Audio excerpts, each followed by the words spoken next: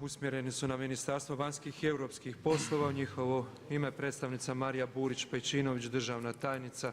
16. amandman došao je od strane zastupnika Joška Klisovića. Hvala lijepo gospodine predsjedniče, uvažene gospođe i gospodo zastupnici. Amandman se ne prihvaća jer u postojećim proračunskim okolnostima držimo da su planirana sredstva dovoljna. Želi li predstavnik predlagatelja uzeti riječ? Izvolite.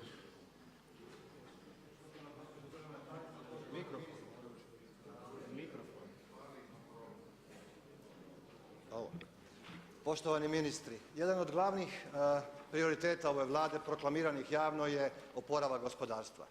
Izvoz je glavni motor oporavka gospodarstva. Vrlo jasno zašto. Investicije nisu dovoljne, nemamo ih dovoljno da pokrenemo gospodarstvo. Kupovna moć naših građana nažalost je mala i tržište je malo da osobnom potrošnjom možemo potaknuti oporavak gospodarstva. Novci koji dolaze iz europskih fondova nisu dovoljni kako bi mogli potaknuti oporavak gospodarstva. Izvoz je jedini motor koji stvarno može pokrenuti oporavak gospodarstva i Vlada je to prepoznala. Trgovinske politike nam daju okvir u kojem se odvija izvoz. Bilo da se definiraju u međunarodnim organizacijama, bilo bilateralno u trgovinskim ugovorima. Jučer je gospodin Kovač pitao zašto Hrvatska nema studije utjecaja trgovinskih politika i bilateralnih ugovora kao što je TTIP s Amerikom ili CETA sa Kanadom na hrvatsko gospodarstvo. Pa jednostavno zato jer Ministarstvo vanjskih poslova nema novaca platiti takve studije od renomiranih instituta. Prema tome, ako ste stvarno ozbiljni u tome da želite podržati hrvatski izvoz, ako ste ozbiljni kao Vlada da želite oporavak hrvatskog gospodarstva, onda molim vas da još jedanput promislite i pozovete saborsku većinu da podrži ovaj amandman. Jer djelima trebate pokazati ono što govorite, a ovo će biti jedna krasna manifestacija vaših ozbiljnih namjera da podržite hrvatski izvoz. Ja tražim glasanje o ovom amandmanu. Hvala zastupniku Klisoviću. Molim zastupnice i zastupnike da glasuju o predloženom amandmanu.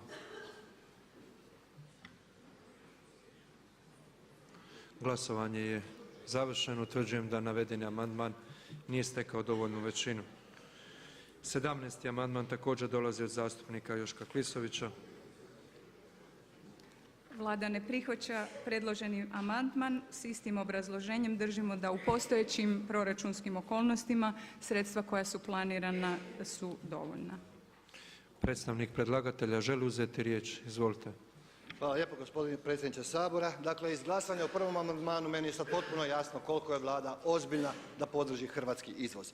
Dozvolite mi da kažem da je Ministarstvo vanjskih poslova nadležno tijelo za podršku izvoza jer je u njega uklopljen i Državni ured za trgovinu.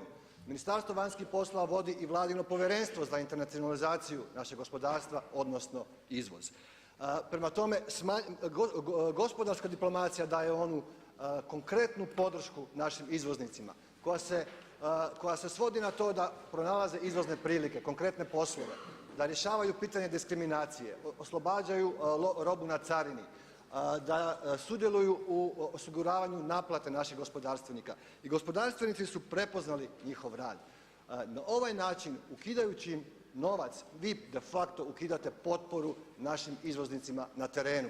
A ministarstvo to radi putem ambasada, konzulata, počasnih konzula, redom poslovnih ljudi koje smo angažirali u državama primateljicama koji imaju utjecaj, koji su iz poslovnih krugova, imaju određene veze i poslovne, medijske i političke da promoviraju naše izvoznike. Jedino ministarstvo kome je pao proračun i to gdje je pao? Pao u segmentu gospodarske diplomacije. Tu ste rezali je Ministarstvo vanjskih poslova. Pa gospodo draga ministri, Vlada, vi govorite da ne želite poduprijeti hrvatski izvoz, hrvatske izvoznike na terenu, na međunarodnim tržištima, tamo gdje im je najteže. Ja ne mogu više vjerovati da ste ozbiljni u onome što govorite, da stvarno želite podržati hrvatski izvoz i hrvatskog izvoznika.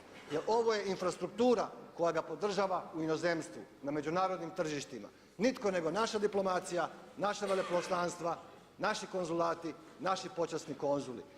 To su ljudi koje ova država ima, ova Vlada ima da podrže gospodarski oporavak i podrže izvoz. Sve aktivnosti gospodarske komore i drugih tijela su dobrodošle, ali nisu aktivnosti Vlade. Ovo su aktivnosti Vlade koje treba iz proračuna financirati. Vrijeme je isteklo. Molim vas glasanje, da. Molim zastupnice i zastupnike da glasuju o predloženom amandmanu.